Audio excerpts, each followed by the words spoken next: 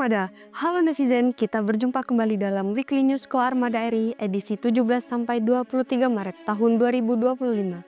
Dan saya awali dengan menyampaikan sekilas informasi tentang KRI Celurit 641. KRI Celurit 641 berkedudukan di Koarmada 1 Tanjung Pinang, di bawah kendali operasi Panglima Koarmada 1, yang juga merupakan bagian dari jajaran Koarmada RI. Sehari-harinya KRI Celurit 641 di bawah pembinaan Satuan Kapal Cepat Komando Armada 1. KRI Celurit 641 merupakan kapal pemukul reaksi cepat yang dalam pelaksanaan tugasnya mengutamakan unsur pendadakan, pengemban misi penyerangan secara cepat, menghancurkan target sekali pukul, dan menghindar dari serangan lawan dalam waktu singkat. KRI Celurit 641 bertipe kapal cepat rudal yang pembuatannya di PT Palindo Batam, serta memiliki panjang 22 meter, lebar 7,40 meter, dan berat 250 ton. Saat beroperasi, KRI ini mampu bermanuver dengan kecepatan maksimum 30 knot dan berlayar selama 5 hari. KRI Celurit 641 sebagai salah satu unsur kapal perang TNI Angkatan Laut dalam melaksanakan berbagai misi penting di kawasan regional maupun internasional, juga melaksanakan kegiatan patroli dalam rangka menegakkan kedaulatan dan hukum wilayah perairan yurisdiksi nasional Indonesia. Informasi berikutnya bahwa Koarmada RI sebagai Kotama Operasional bertugas menyelenggarakan operasi pertahanan keamanan matra laut dengan unsur yang dimilikinya dan jajaran di bawahnya. Setiap saat harus mampu melaksanakan tugasnya dengan baik sehingga wilayah maritim Negara Kesatuan Republik Indonesia dalam keadaan aman dan terkendali. Selanjutnya bersama saya Serda Fasya kembali akan menyampaikan rangkuman berita sepekan dalam edisi Weekly News Koarmada RI minggu ini. Dan inilah berita selengkapnya. Selamat menyaksikan. Koarmada RI gelar upacara 17-an. Komando Armada Republik Indonesia menggelar upacara bendera 17-an yang merupakan upacara rutin setiap bulan bertempat di lapangan Araf Rumako Koarmada RI Jakarta. Pada kali ini selaku Irup Asisten Perencanaan Pangkoarmada RI Laksamana Pertama TNI Dadang Sumantri SE. Dalam upacara ini Asrena Pangkoarmada RI membacakan amanat Panglima Komando Armada Republik Indonesia Laksamana Madya TNI Dr. Deni Hendrata SEMM, yang antara lain menjelaskan bahwa upacara ini memiliki makna mendalam sebagai bentuk penghormatan kepada para pahlawan serta mengingat akan tanggung jawab prajurit TNI Angkatan Laut dalam menjaga kedaulatan bangsa.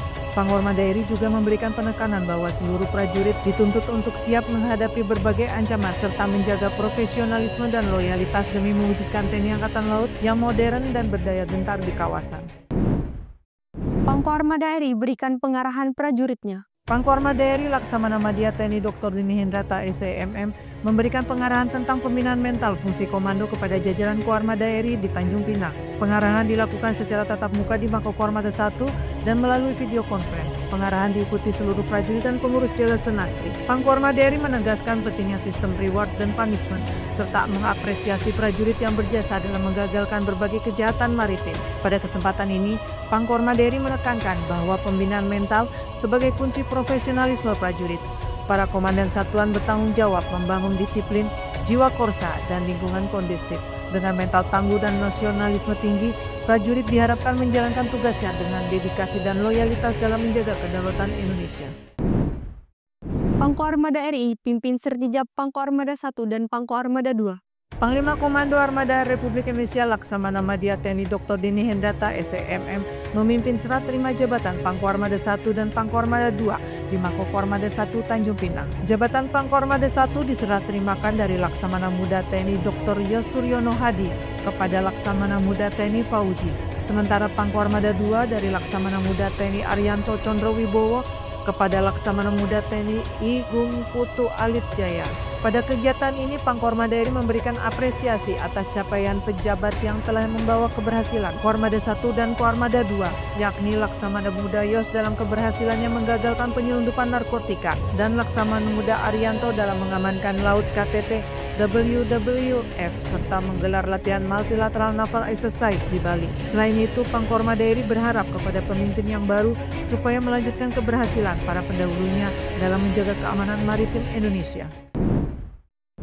Koarmada RI sampaikan makna puasa. Kepala Staf Komando Armada Republik Indonesia Laksamana Muda TNI Eko Wahyono SEMM memimpin kausri bertajuk Makna Puasa di Masjid Al-Mutakin Koarmada RI Jakarta. Kaskorma Daeri menekankan bahwa puasa bukan hanya menahan lapar dan haus, tetapi juga melatih kesabaran, ketakwaan, dan disiplin. Kausri yang dihadiri prajurit dan PNS Korma Daeri ini bertujuan memperdalam pemahaman ibadah puasa di bulan Ramadan. Kaskorma Daeri mengajak seluruh prajurit dan keluarga besar Korma Daeri menjadikan puasa sebagai momentum meningkatkan kepedulian sosial dan kebersamaan dalam menjalankan tugas negara. Kormada RI terima Al-Quran.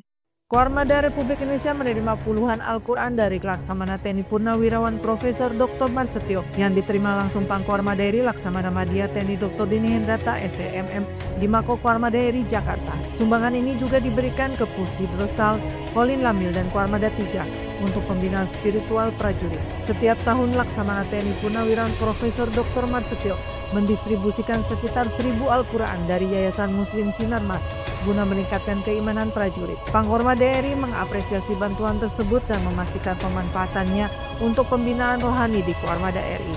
Pangkorma Daeri juga mendoakan kesehatan dan kesuksesan bagi Laksamana TNI Purnawirawan Profesor Dr. Marsetio serta berharap sumbangan ini menjadi amal jariah yang bermanfaat. Kormada RI gelar peringatan Nuzul Quran dan bakti sosial.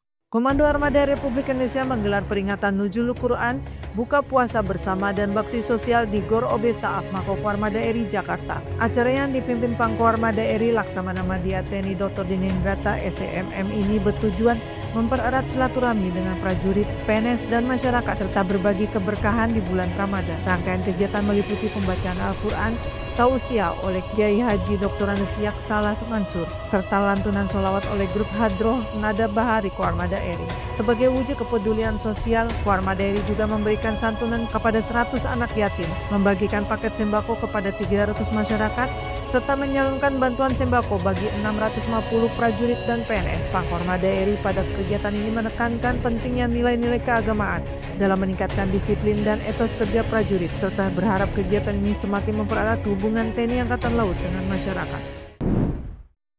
Pangkormada RI hadiri buka puasa bersama Kasal.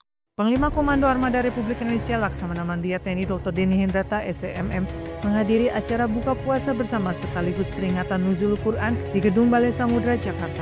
Kegiatan ini dihadiri oleh para pejabat tinggi TNI Angkatan Laut.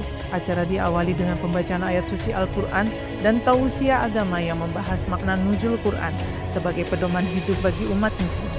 Momentum kebersamaan dalam bulan suci Ramadan ini menjadi ajang mempererat silaturahmi serta meningkatkan keimanan dan ketakwaan para pemimpin.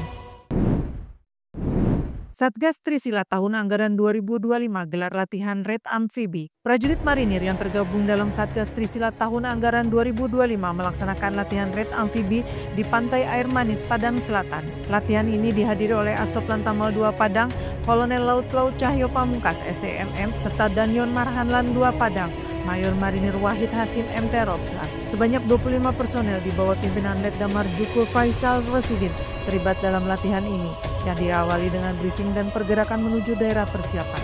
Dalam latihan ini pasukan menggunakan 4 unit perahu karet dan 4 unit motor tempel untuk melakukan renang rintis, membentuk perimeter pantai dan melaksanakan serangan ke sasaran. Seluruh rangkaian kegiatan berjalan lancar sesuai dengan skenario latihan guna meningkatkan kesiapan dan keterampilan pasukan dalam operasi amfibi. Ya netizen, demikian berita yang tersaji dalam edisi Weekly News Koarmada RI minggu ini, sekaligus menutup perjumpaan kita.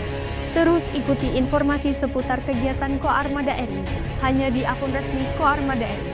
Koarmada RI mempersatukan kekuatan laut Nusantara, Eka pada Banda Jalan Nusa, Maritim Jaya Indonesia Maju, Jalesteva Jaya Mahir.